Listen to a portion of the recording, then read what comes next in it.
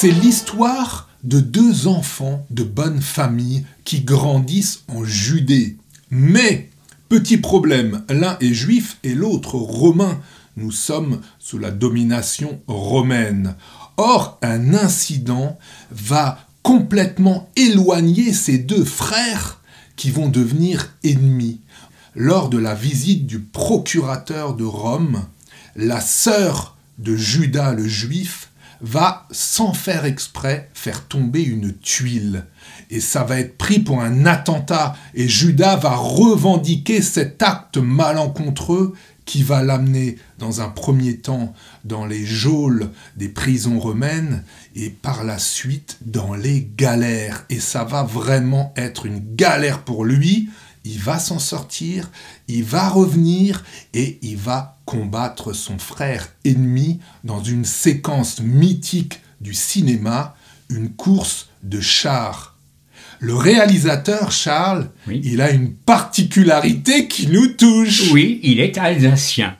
Oui, il est né en 1902, il nous a quittés en 1981. C'est son oncle qui l'a fait venir aux États-Unis, donc à Hollywood, et il fera toute sa carrière là-bas. Il ne fera pas de film en France.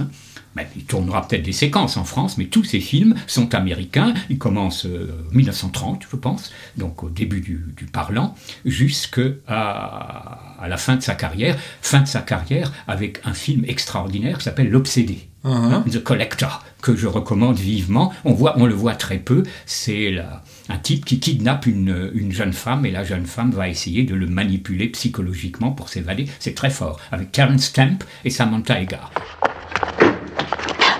Let me go! I love you. Alors, Wyler, le maître des Oscars, avec John Ford, c'est celui qui en a eu le plus.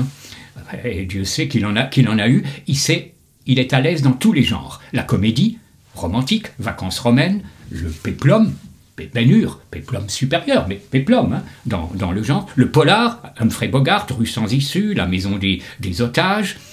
Le drame psychologique, La rumeur, film très intéressant sur deux enseignantes accusées d'être des lesbiennes par une élève qui veut se venger. Et elles le sont vraiment. Ah, d'accord, ok. Original, hein. Ouais.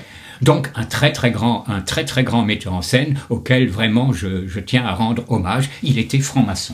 Intéressant. Oui. Alors, tout de suite, on va passer sur l'aspect technique du film qui est une leçon absolue.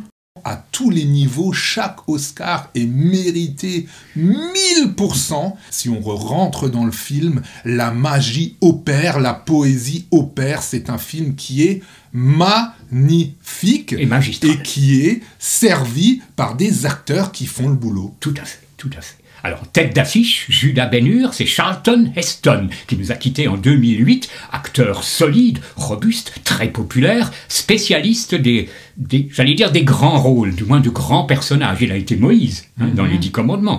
Il sera Michel-Ange dans l'Extase et l'agonie, le Cid, j'arrête là. Il sera dans La planète des singes. L'homme, cet être si merveilleusement doué, cet extraordinaire paradoxe qui m'a expédié dans les étoiles, est-ce qu'il fait toujours la guerre à son frère ?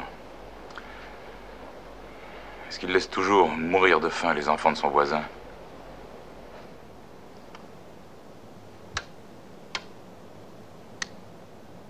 C'est l'astronaute, hein, Ouais. Ah ouais. Et il est très bon. Ouais. Le Seigneur de la guerre, un film un peu moins connu, très intéressant aussi, qui parle du droit de cuissage au Moyen-Âge.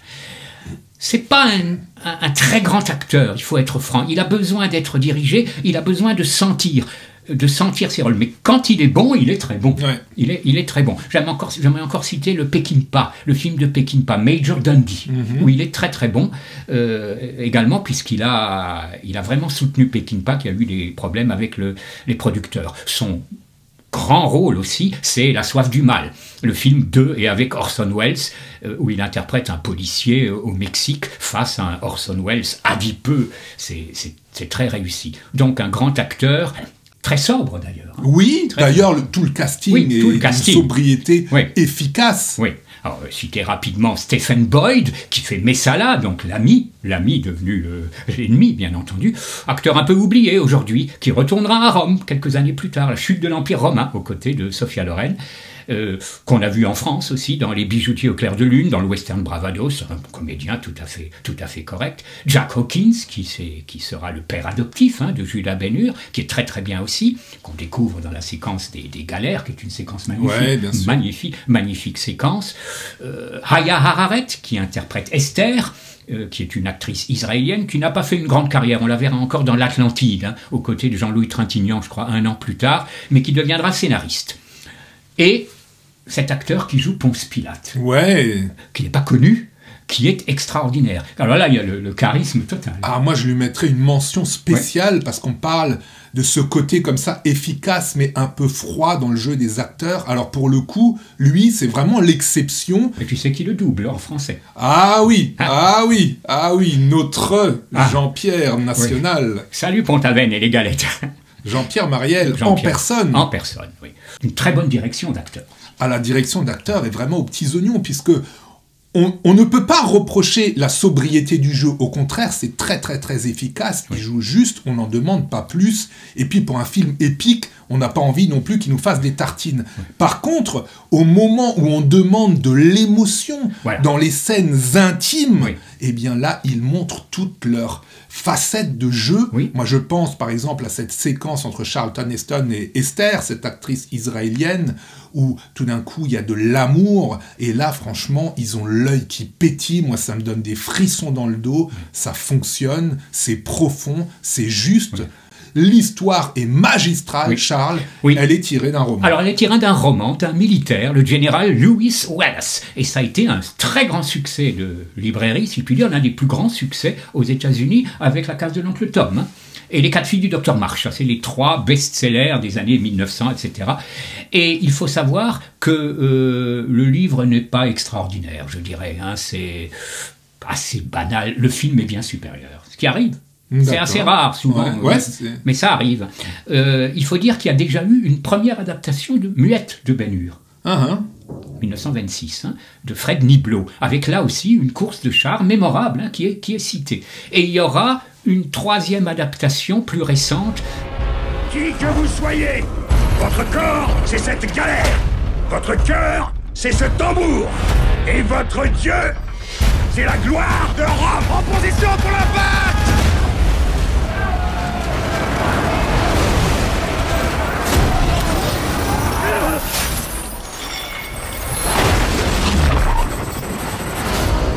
Combien de temps es-tu resté esclave? 5 ans. Comment t'appelles-tu? Ben-Hur. Le côté religieux est très intéressant. Le personnage du Christ apparaît dans le film. Et idée très forte du scénariste, d'ailleurs, de Gore Vidal, on ne voit pas son visage. Ouais. Comme dans le film Le Message, d'ailleurs, où le prophète Mohammed, c'est pareil, on ne voit pas son visage. Exact, Donc bon, voilà, comme dit, l'aspect technique, la qualité du scénario, les qualités, on va les laisser de côté, parce que bon, nous, on est 100% d'accord, c'est pas la peine d'en tartiner plus, l'image incroyable, Technicolor, Panavision, bref, c'est la totale, au niveau technique, le Blu-ray n'a pas pris une ride. Extraordinaire. Charles, si le film a pu, comme tu l'as dit, donner plus de profondeur aux personnages, c'est aussi pour une raison assez particulière. Et c'est pour ça qu'il faut tout de suite mettre en garde ceux qui ne l'ont pas encore vu. Le film est très, très, très, très, très, très long. Ah oui. Il faut 2 Blu-ray pour le voir. Il y a un entracte. Il y a un entracte, 222 minutes. Et l'ouverture de 3 minutes, où il y a juste marqué ouverture. C'est très bizarre d'ailleurs. Pendant 3 minutes, il y a marqué ouverture. Bon, voilà, c'est le cinéma de l'époque. Il n'y avait pas la télé, donc... Bon bref, alors Charles, tu nous as parlé de Lewis Wallace, tu nous as parlé donc de ce scénario qui a été revisité par Gore Vidal. On va revenir sur Lewis Wallace, parce que c'est franchement là, moi, où je vois que l'on peut apporter quelque chose en tant que critique. Pour le reste, je vois pas grand-chose à dire, mais par contre, pour le scénario, il y a quand même des choses qui sont très, très, très intéressantes. L'histoire... C'est une histoire qui se passe en Judée. C'est une histoire qui a comme héros un juif. Mais ce juif a déjà une première particularité, et j'avoue que j'ai toujours pas compris. Ce juif s'appelle Judas. Or Judas, on sait qui c'est. Or Judas, pour les chrétiens, c'est le traître. Oui, c'est l'apôtre traître. C'est l'apôtre traître. Donc j'ai essayé de faire mes recherches et de comprendre pourquoi la personne qui a écrit ce roman a appelé son héros Judas, alors que c'est le héros du film. Alors je ne verrai qu'une explication. En fait, Judas, le prénom de Ben-Hur, s'écrit avec un H à la fin, alors que Judas, le traître, s'écrit avec un S. Oui. Donc je pense que tout simplement, l'auteur, Lewis Wallace, n'a pas vu quelque part une contradiction. Il avait envie de l'appeler Judas parce que Judas, c'est un prénom qui est courant chez les Juifs et il ne s'est pas posé de questions et il l'a écrit ainsi. Mais ce n'est, si on veut, que la partie émergée de l'iceberg, parce qu'il y a quand même autre chose qui m'a titillé l'esprit. Charles, le film est un film qui se passe en Judée et dont le héros est un juif qui va battre les Romains. Oui. Lewis Wallace, de ses parents de Lewis Wallace, David et Esther. Pour moi, il n'y a pas de doute. C'est une famille juive. Une famille juive qui écrit un livre dont le héros est un juif qui se passe en Judée, on est cohérent. Mais alors, qui nous écrivent un livre dont le héros Judas est complètement époustouflé, hypnotisé, ébahi par le Christ, et qu'on se rend compte que finalement la morale du film est une morale chrétienne, puisqu'à la fin, il y a la rédemption, il y a la résurrection de sa famille qui passe d'une maladie grave et qui tout d'un coup sont guéris par la pureté du Christ. On a ce passage où il tire la croix, enfin bref, c'est le film magnifique. Est un film chrétien. Oui. Alors là, je comprends pas. Là, il y a quelque chose, j'ai dû employer mes recherches, mes neurones. Et là, qu'est-ce que je trouve pas? Une petite pépite. Figure-toi, Charles, comment est venue l'inspiration de ce roman à Lewis Wallace? Eh bien, la légende dit que Lewis Wallace se trouvait dans un train. Lewis Wallace était un avocat qui était aussi un général de guerre. Il était dans le train et il a rencontré un colonel qui était dans la même armée que lui, c'était à l'époque de la guerre de sécession, et ce colonel avait une particularité, c'est qu'il était agnostique. Il était agnostique et il faisait des conférences où il expliquait aux gens que jamais de la vie le Christ n'avait pu écrire le Nouveau Testament, que la religion c'était n'importe quoi, que la vraie foi c'était l'humanisme. Ce gars s'appelait Ingersoll, je crois. Il a rencontré Lewis Wallace et ils ont eu une discussion entre le colonel et le général. Et Ingersoll aurait dit à Wallace, « Écoute, Jésus, c'est du n'importe quoi. Et moi, je te mets au défi d'écrire un roman qui prouvera au monde que la religion chrétienne, c'est une vaste manipulation, c'est une magouille. » Wallace l'a pris au mot. Il a voyagé dans tous les États-Unis, je crois qu'il est même allé à l'étranger, pour se renseigner au maximum sur le Christ. Et lui, qui d'après ce que je pense était juif, même si on dit qu'il n'était pas très religieux, mais bon, voilà, après... Figure-toi, Charles, qu'en écrivant ce livre, il s'est converti au christianisme. Et il a écrit non pas le livre qui allait dénoncer le christianisme, mais au contraire, le livre qui allait lui rendre hommage. Extraordinaire. Un petit mot sur la musique. Oui, j'allais le dire, oui. Alors la musique, c'est un compositeur, c'est la première fois qu'on en parle, d'origine hongroise, Miklos Rózsa, considéré par certains comme l'un des plus grands, vraiment dans le top 5. Compositeur affilié presque toute sa vie à la Metro-Goldwyn-Mayer. Alors lui aussi, comme Charlton Heston, spécialiste, on va dire, du film à costume, c'est-à-dire du grand spectacle. Le Cid, c'est lui. La Reine Vierge, Élisabeth Ier, c'est lui aussi. Des films d'aventure, des drames psychologiques. C'est un compositeur très intéressant, très lyrique, qui sait toujours mettre, je veux dire, sa musique au bon endroit. Et la musique de Ben-Hur est superbe. Ben, la musique, elle est à la hauteur du reste. Elle est extraordinaire. Oui. Les scènes épiques sont incroyables et la musique, c'est la cerise sur le gâteau. Oui.